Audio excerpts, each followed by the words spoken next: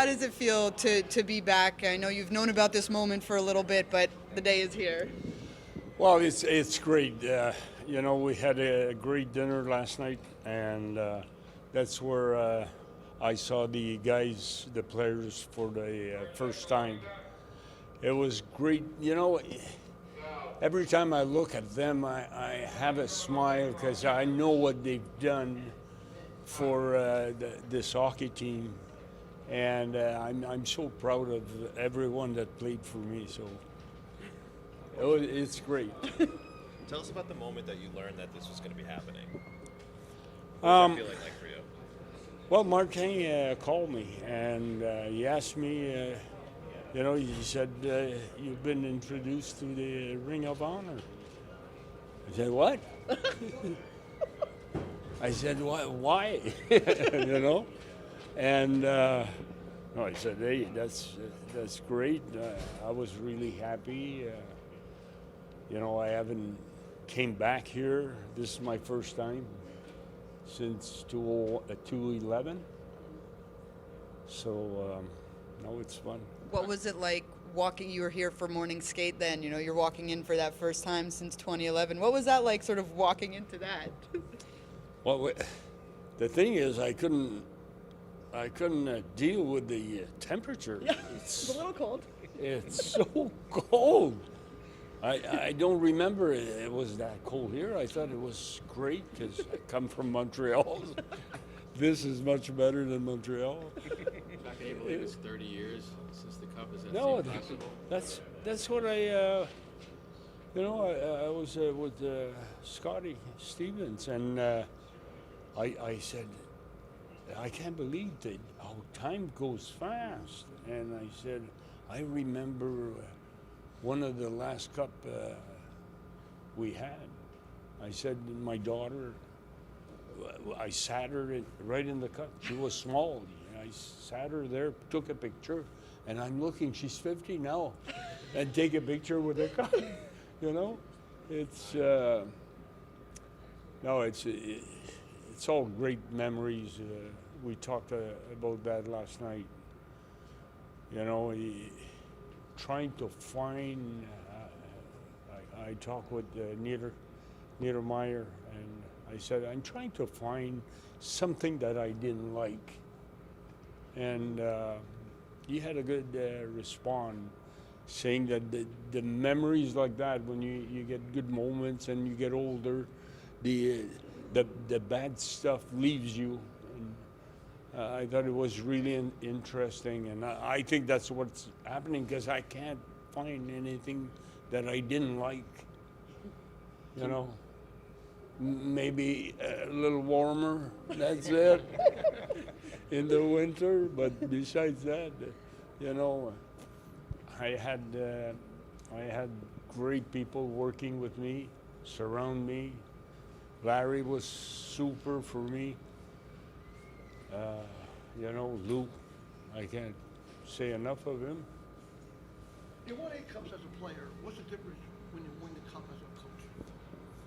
Well, I tried to explain it last night, but I didn't succeed too much. I was so tired. But the fact is, as a player, you have one guy to take care of, in a sense. It's you. You have to show up and be the best every night you play. And that's your goal. And you go on through the playoffs with that. As a coach, you have 23, 24 guys that you have to manage, make them believe that they can make it.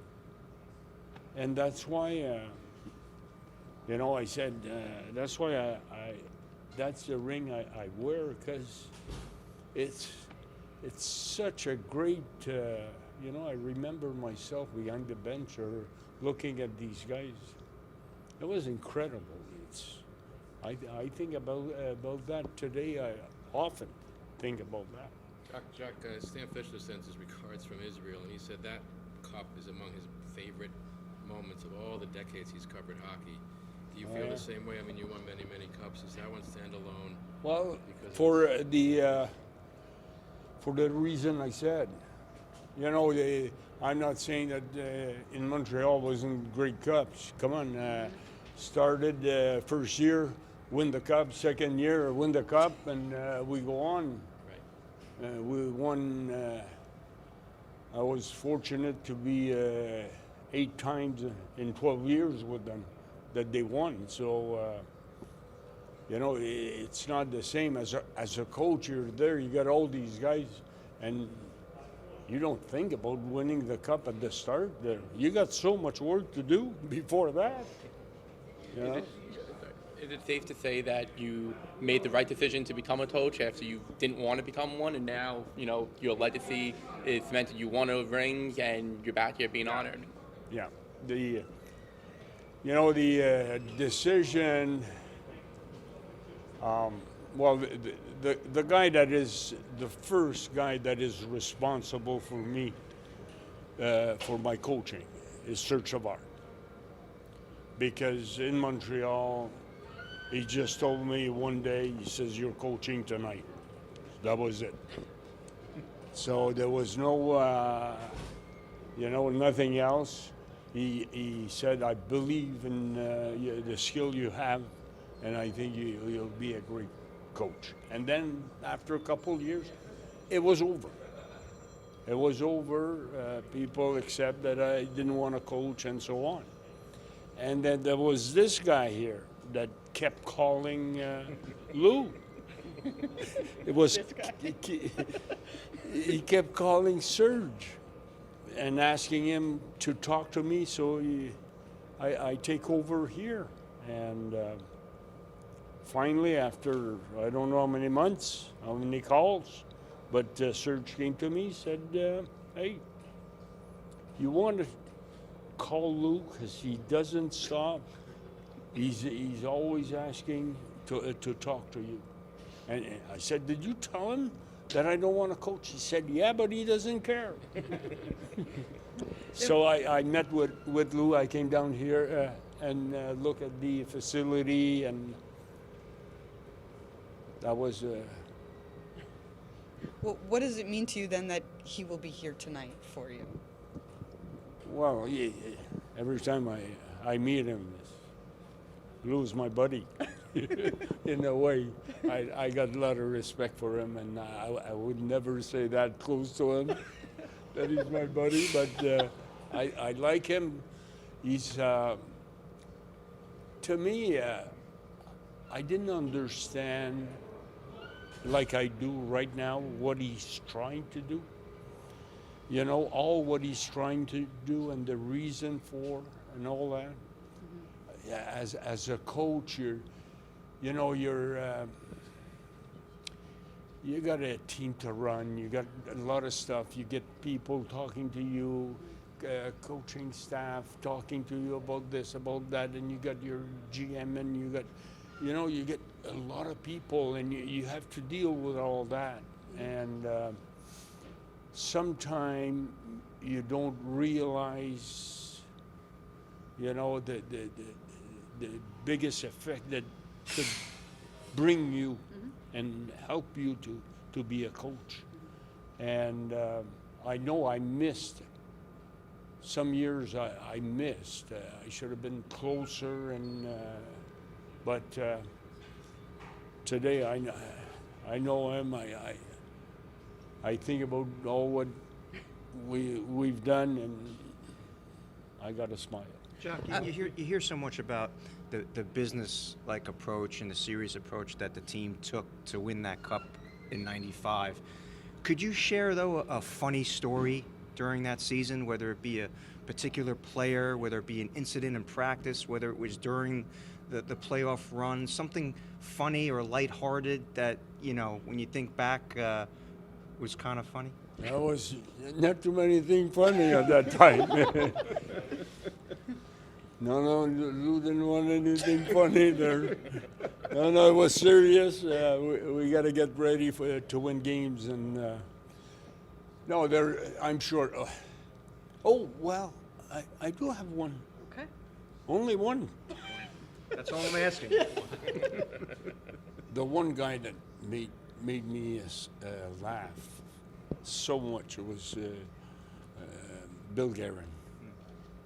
We were on the bus, and the fans were so happy when the guys came out of the arena to get on the bus to go to the hotel in the playoffs. So Bill Guerin comes out, and people are, give him tap on the shoulder and all that, shake hands, and guys were laughing because it was funny. And then Bill goes on, and he sits on the bus. So I'm there, and I'm watching just the guys because, it was cool to see the fans so close and, cheering the guys and all that. Then all of a sudden, Bill Guerin is there, but I didn't see him going out.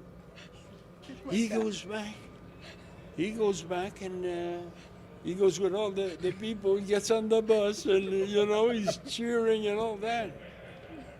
And then I don't know how many times he did that, but he was going on the top of the bus, gets out by the back, and go. He was going around like that, Making a loop. He was making a loop. Yeah. When I realized that, I laughed, but I laughed. Billy was funny. Jacques, you're here tonight, and the team that's on the ice is really a new generation of Devils talent. I'm wondering what you're thinking about where the team is right now with Jack and Nico and Brett. And, Sheldon was saying you still watch, you still keep your eye. So just your thoughts on where this franchise can really go with these young players. I think right to the top. Right to the top. They showed that they can play the game. It's try to be more consistent, having the same ideas, same goals. It's all for the team.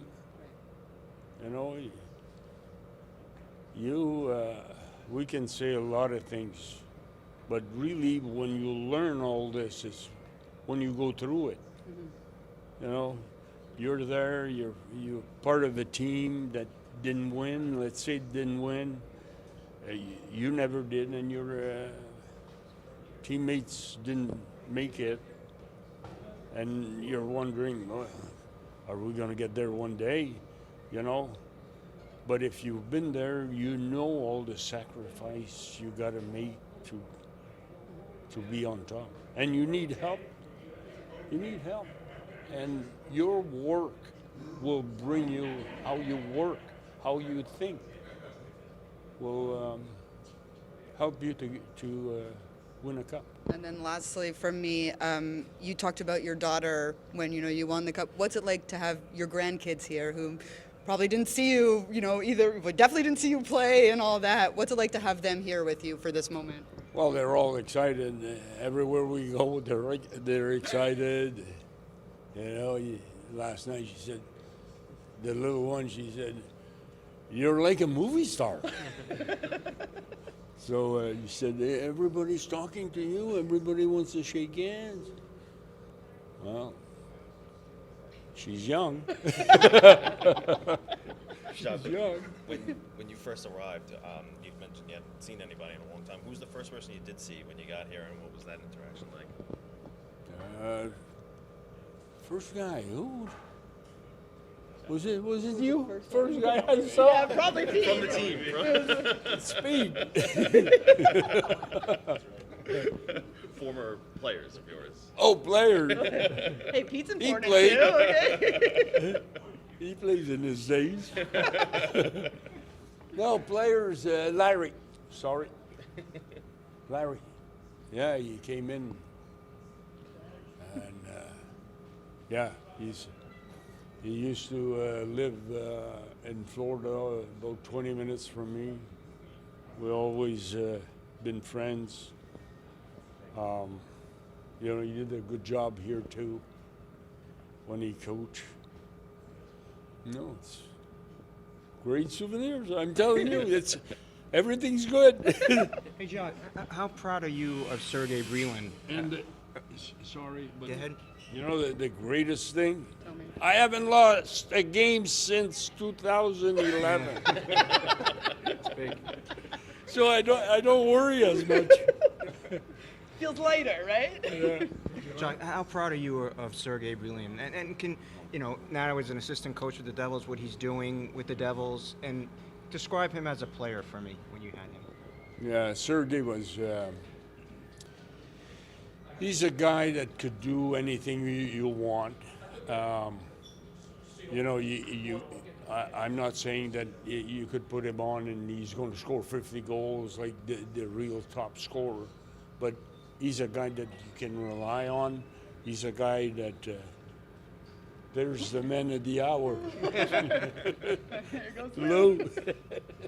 your buddy. Yeah.